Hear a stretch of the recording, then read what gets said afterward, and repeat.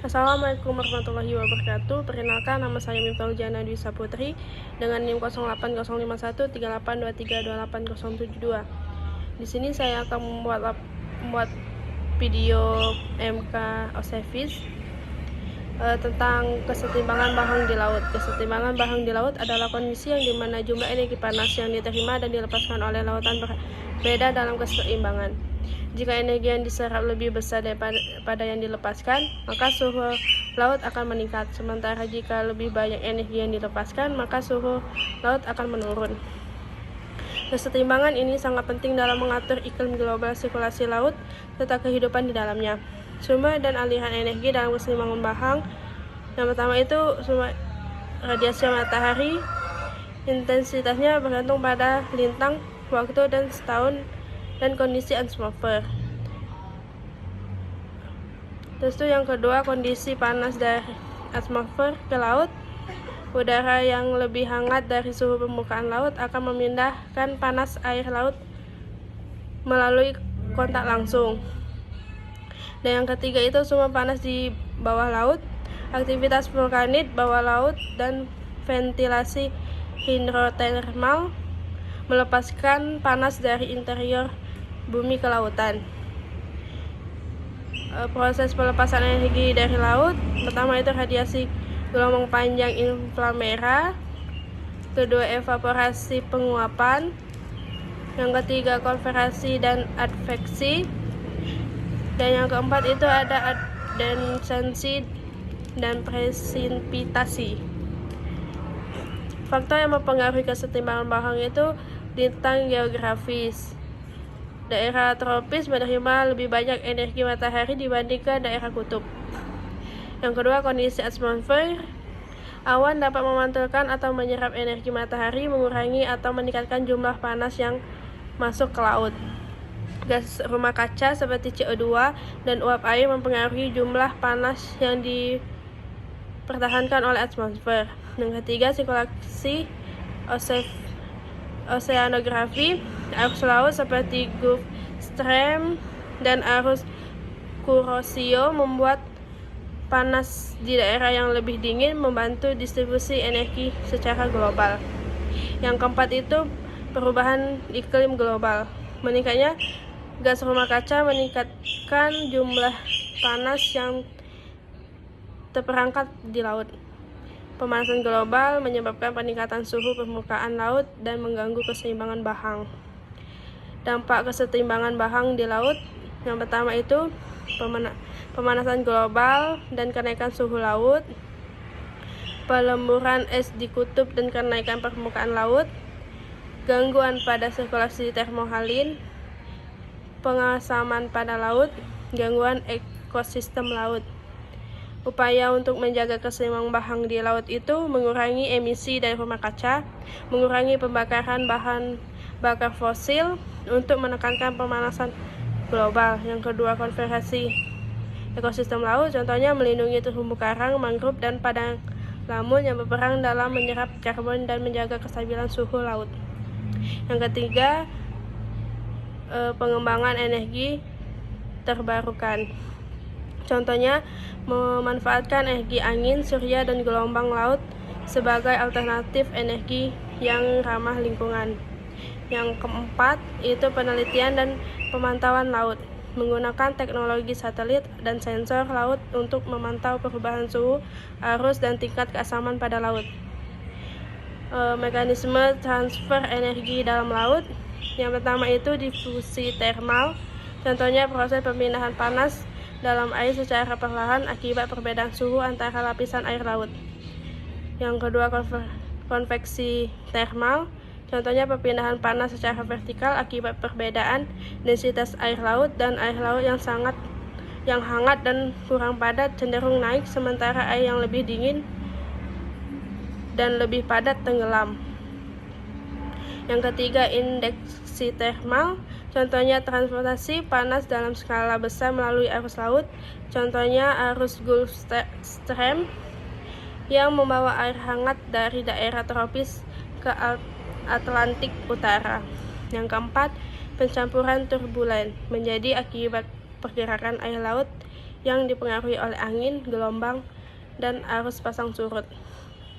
Yang keenam, variasi musiman dan geografis dalam kesetimbangan bahang.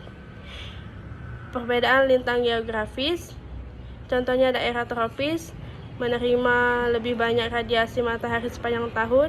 Lautan di daerah ini cenderung memiliki suhu yang lebih tinggi dan kehilangan panas terutama melalui penguapan. Selanjutnya, daerah kutub menerima radiasi matahari lebih sedikit, terutama selama musim dingin ketika matahari hampir tidak bersinar. Lautan di daerah ini kehilangan panas lebih banyak dibandingkan yang diterima. Yang kedua, variasi musiman dalam keseimbangan bahang. Yang pertama itu, pada musim panas, radiasi matahari lebih intens menyebabkan peningkatan suhu permukaan laut. Pada musim dingin, laut kehilangan lebih banyak panas melalui radiasi dan evaporasi. Variasi ini dipengaruhi pola cuaca global termasuk pembentukan siklon tropis dan fenomena seperti El Nino dan La Nina. Peran laut dalam regulasi iklim global. Lautan berperan sebagai penyimbangan iklim global melalui beberapa mekanisme utama. Yang pertama itu menyimpan panas. Laut menyerap lebih dari 90% kelebihan panas akibat pemanasan global, bertindak sebagai penyimpanan panas jangka panjang yang membantu menstabilkan suhu atmosfer. 2. Sirkulasi termohaline, arus laut yang bergerak oleh perbedaan suhu dan salinitas atau kadar garam. Yang ketiga itu intensitas dengan atmosfer. Lautan dan atmosfer saling mempengaruhi melalui pertukaran panas dan kelembapan. Dan yang keempat itu peran laut dalam siklus karbon. Laut menyerap sekitar 25% emisi karbon dioksida atau CO2 dari atmosfer.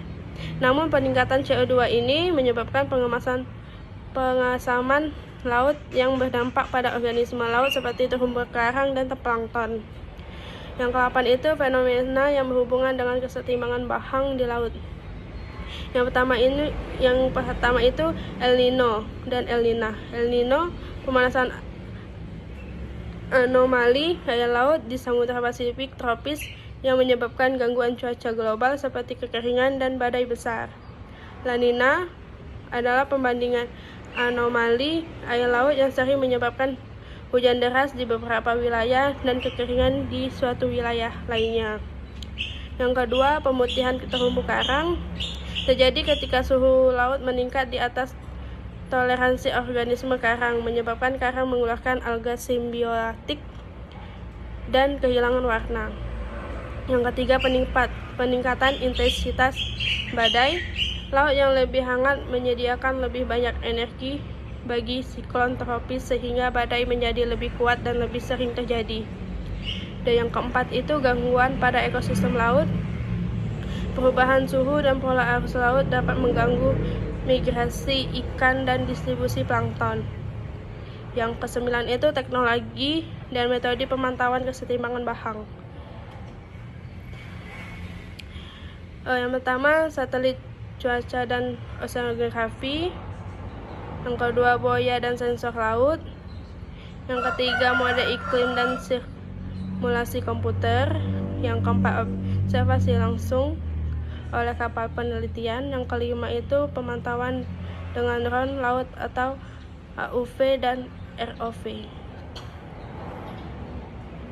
Dampak jangka panjang dan keseimbangan bahang di laut itu, jika keseimbangan bahang terganggu, dampaknya tidak hanya dirasakan oleh ekosistem laut, tetapi juga oleh manusia secara global. Yang pertama itu perubahan pola cuaca dan iklim ekstrim, meningkatnya frekuensi dan intensitas badai, gelombang panas laut, serta kekeringan di beberapa wilayah.